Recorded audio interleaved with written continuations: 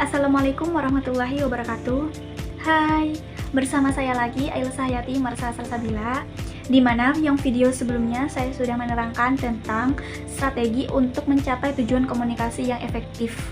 Nah, selanjutnya pada video kali ini saya akan membahas tentang urgensi, kualitas, kepenulisan naskah, dan persiapan materi. Mari simak video ini.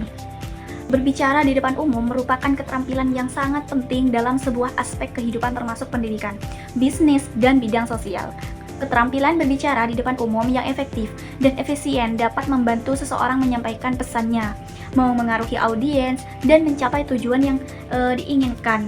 Namun, banyak orang yang mengalami kesulitan berbicara di depan umum, terutama dalam hal menulis naskah dan menyiapkan materi. Nah, seorang public speaker akan melakukan beberapa kompetensi guna menunjang public speaking yang dilakukan. Kompetensi public speaking yang perlu dikuasai hampir sama dengan teknik dasar public speaking, yaitu kondisi di mana seseorang public speaker harus menguasai elemen-elemen dasar yang menjadi ukuran berhasil atau tidaknya public speaking yang dilakukannya, misalnya cara penyampaian pesan, isi informasi, terus media penyampaian, dan jenis audiens, serta feedback atau umpan balik yang diberikan oleh audiens. Nah, berikut beberapa teknik public speaking yang perlu dikuasai. Yang pertama, yaitu teknik pembukaan. Dua, teknik penyampaian materi. Dan ketiga, teknik penutup. Lanjut kepada tahapan kepenulisan naskah dalam public speaking. Di antaranya sebagai berikut. Yang pertama, menentukan tujuan dan audiens. Nah, sebelum memulai menulis naskah, penting untuk menentukan tujuan dan audiens yang akan mendengarkan presensi. Tujuan dapat berupa menginformasikan, menunjuk, atau menghibur. Sedangkan audiens dapat berupa kelompok tertentu atau masyarakat secara luas. Nah, setiap audiens itu memiliki kebutuhan, latar belakang, dan ekspektasi yang unik. Dalam konteks penyesuaian terhadap audiens, pembicara dapat mengkaji ulang pilihan kata, gaya bahasa, dan tingkat kompleksitas materi. Yang kedua yaitu mengumpulkan informasi, di mana setelah menentukan tujuan dan audiens, langkah selanjutnya adalah mengumpulkan informasi yang relevan dengan topik yang akan dibahas. Informasi dapat diperoleh dari berbagai sumber seperti buku, artikel, dan juga wawancara. Nah, yang ketiga, membuat kerangka naskah. Setelah mengumpulkan informasi, langkah selanjutnya adalah membuat kerangka naskah. Kerangka naskah dapat membantu penulis untuk mengorganisir ide dan struktur presentasi. Nah, yang keempat yaitu menulis naskah. Setelah membuat kerangka naskah, langkah selanjutnya adalah menulis naskah. Penulis harus memperhatikan struktur kalimat, penggunaan bahasa, dan penekanan pada poin-poin penting yang akan disampaikan pada acara tersebut.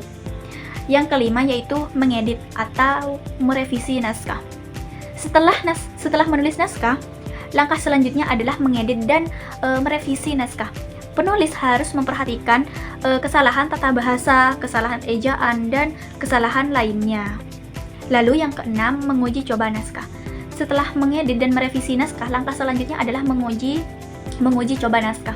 Penulis dapat meminta bantuan orang lain untuk membaca dan memberikan umpan balik. Nah, naskah yang dibuat tertulis secara lengkap sesuai dengan apa yang akan disampaikan kepada publik. Pembicara mengembangkan gagasan-gagasannya dalam kalimat-kalimat atau alinea-alinea tersebut.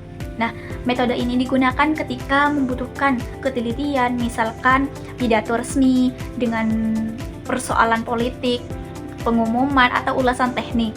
Nah, kekuatan metode ini yaitu semua keinginan pembicara akan terucap dengan lancar, tidak terjadi pengulangan kata, dan rangkaian gagasan dari awal sampai akhir tidak terlupakan, serta pembuatan naskah dari awal sampai akhir tidak terlupakan.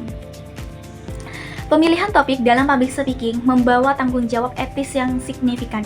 Seseorang komunikator bertanggung jawab untuk tidak hanya memilih topik yang relevan dengan konteksnya, tetapi juga harus mempertimbangkan dampak moral dan sosial dari presentasi yang akan disampaikannya. Nah, pemilihan topik juga harus mempertimbangkan potensi dampak sosialnya. Pembicara harus memahami bahwa presentasi dapat mempengaruhi opini, sikap, dan tindakan audiens.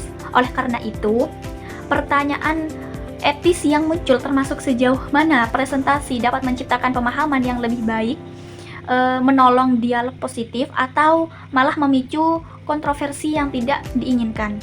Dalam memilih topik, dibatasi oleh beberapa hal yang bisa dijadikan tolak ukur untuk ketika ada penyampaian public speaking di tempat tertentu. Biasanya ada instruksi yang harus diikuti atau batasan tertentu yang tidak bisa dilanggar. Misalnya dalam dunia profesional berbicara di depan umum, pembicara seringkali disewa untuk berbicara tentang topik tertentu seperti manajemen waktu, kepuasan pelanggan, kewirausahaan. Nah, mungkin itu saja yang dapat saya sampaikan di video kali ini. Terima kasih. Wassalamualaikum warahmatullahi wabarakatuh.